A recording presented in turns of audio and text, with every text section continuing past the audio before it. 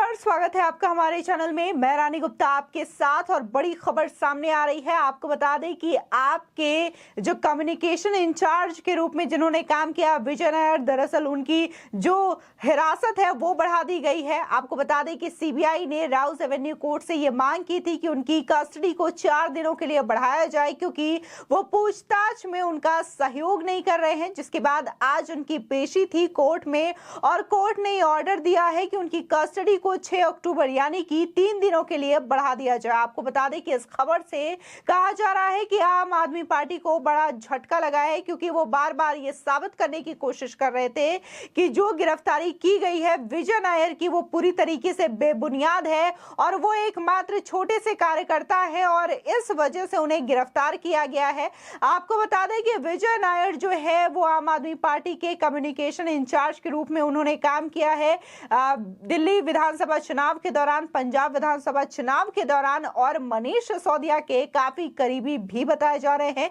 इसी के साथ ही सीबीआई ने उनकी गिरफ्तारी शराब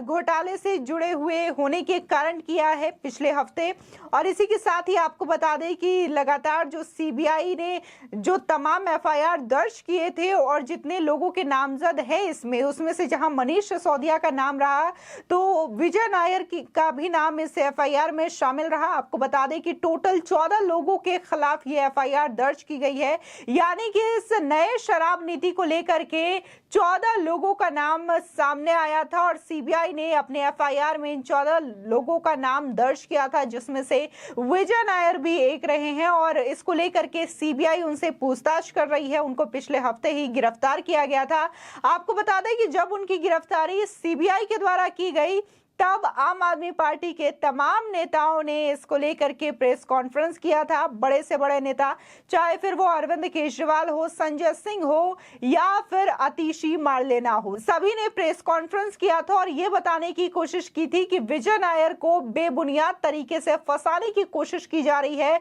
उनका शराब घोटाले या फिर नई शराब नीति से कोई लेना देना नहीं है। लेकिन जो बीजेपी के द्वारा स्टिंग ऑपरेशन का एक वीडियो फुटेज शेयर किया गया, उस वीडियो क्लिप में साफ साफ सुना जा सकता है कि कैसे कहा जा रहा है कि जो नई शराब नीति बनाई गई उसकी पूरी प्लानिंग कैसे करना है, क्या क्या चीजें उसमें शामिल रहेंगी और कैसे इसको एग्जीक्यूट करना है, वो सारी तैयारी दरअसल विजय नायर ने ही की थी। बाद में ये जो पैसे जो मुनाफे हुए थे इस घोटाले के तहत, उसका पूरा इस्तेमाल पंजाब में चुनाव कैंपेनिंग के द्वारा हुआ, यानी कि इलेक्शंस में ये पैसे खर्च किए गए और इसको पूरी तरीके से व्हाइट मनी बना दिया गया। यानी कि इस वीडियो क्लिप में जो कि शेयर किया गया है बीजेपी के द्वारा, ये स्टिंग ऑपरेशन का वीडियो क्लिप है जिसे कि विजय नायर को लेकर के शूट किया गया था और इसमें वो सारे डिटेल्स बताए जाते हैं कि कैसे ये जो प्लानिंग है नई शराब नीति को लेकर के वो विजय नायर ने तैयार की थी। इसके बाद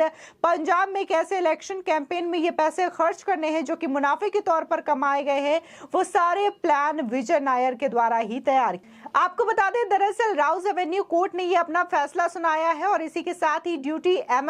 सीबीआई स्पेशल जज रघुवीर सिंह ने ये फैसला दिया है और उन्होंने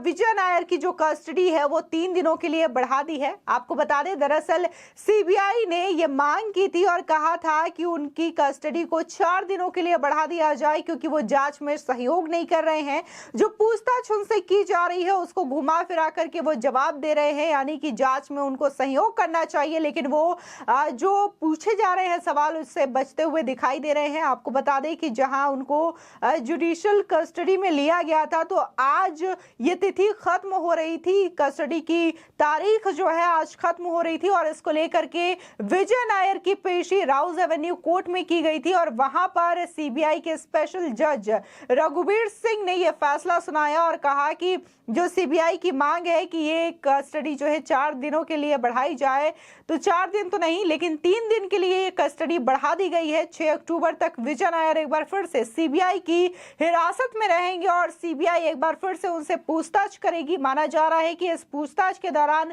कई खुलासे खुलासे हो सकते हैं शराब नीति को लेकर के, और शराब नीति जो नई बनाई गई है उसमें कितने और भी घोटाले और कितने और नए नाम शामिल है और कैसे इन चीजों को अंजाम दिया गया है, ये तमाम डिटेल्स सीबीआई लगातार खंगालने की कोशिश कर रही है। आपको बता दें, देखने को मिला था कि शराब नीति को लेकर के बीजेपी के द्वारा बार बार ये सवाल उठाया जा रहा था कि जो नई शराब नीति नवंबर में दिल्ली के अंदर लागू की गई है पिछले साल, उसमें बहुत सारे घोटाले हुए हैं और जगह जगह इसकी वजह से ठेके खोले गए हैं, यानी कि हर गली में ठेके की दुकान देखने को मिल जाएगी। इसके साथ ही उन वेंडर्स को भी इसके लाइसेंस मुहैया कराए गए हैं जो कि लीगल नहीं थे, जो कि उसके लायक नहीं थे। इसके बावजूद उन लोगों को इसके लाइसेंस दिए गए ताकि वो जगह जगह शराब की दुकान ओपन कर सके। इसी के साथ ही दिल्ली की जनता भी इस चीज से बेहद परेशान। उनका भी यही कहना है कि दिल्ली के युवाओं को शराब के दलदल में ढकेल दिया गया है आम आदमी पार्टी सरकार के द्वारा,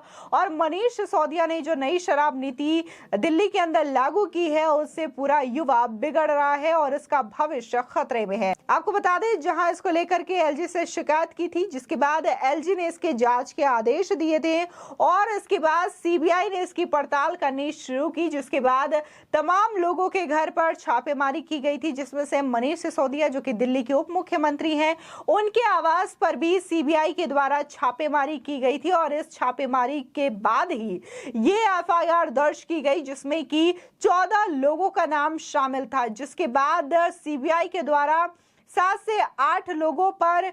लुकआउट सर्कुलर जारी किया गया था, यानी कि वो बिना किसी परमिशन के सीबीआई या फिर केंद्रीय जांच एजेंसी के बिना परमिशन के वो कहीं भी बाहर नहीं जा सकते, देश छोड़ के नहीं जा सकते। ये नोटिस जारी की गई थी। जिसके बाद जहां मनीष सिसोदिया मेन एक्यूज्ड बताए गए तो वही विजय नायर का भी नाम सामने आया, जिसके बाद इनको गिरफ्तार किया गया। आपको बता दें, दरअसल उनकी एक कंपनी के वो सीईओ है, मुंबई में उनकी एक कंपनी है, उनमें वो काम करते हैं। और इसको लेकर के जब ये बातें सामने आई तब तमाम आम आदमी पार्टी के जो नेता थे, चाहे फिर वो अरविंद केजरीवाल हो, संजय सिंह हो या फिर आतिशी मारलेना हो, सभी ने प्रेस कॉन्फ्रेंस किया था और ये बताने की कोशिश की थी कि किस तरीके से विजय नायर को फंसाने की कोशिश की जा रही है। ये पूरे अपराध जो है, वो जो आरोप लगाए जा रहे हैं वो पूरी तरीके से बेबुनियाद है। लेकिन स्टिंग ऑपरेशन में ये साफ साफ सुना जा सकता है कि जो व्यक्ति ये बातें कहता है कि कैसे ये प्लान बनाया गया है विजय नायर के द्वारा, यानी कि नई शराब नीति में क्या क्या चीजें शामिल होंगी, ये पूरी प्लानिंग विजय नायर के द्वारा की गई है। और साथ ही उस पैसे को, यानी कि जो मुनाफे के पैसे होंगे इस घोटाले से, उसको कैसे विधानसभा चुनाव पंजाब में खर्च करना है, इसकी भी तैयारी और इसकी भी प्लानिंग विजय नायर के द्वारा बनाई गई है। यानी कि शराब नीति में जो घोटाले हुए हैं उसमें सीबीआई ने ये पाया है कि विजय नायर इसमें अहम कड़ी साबित हो रहे हैं, जिसकी वजह से उन्होंने कोर्ट से ये अपील की थी कि इनकी कस्टडी को बढ़ा दिया जाए। जिसके बाद आज कोर्ट ने ये ऑर्डर दे दिया है और अपने आदेश में कहा है कि उनकी कस्टडी को 3 दिनों के लिए, यानी कि 6 अक्टूबर के लिए बढ़ा दी जाए। फिलहाल आपकी इस खबर पर क्या राय है, हमारे कमेंट सेक्शन में जरूर बताएं। आगे की और भी अपडेट के लिए चैनल को सब्सक्राइब करना ना भूलें।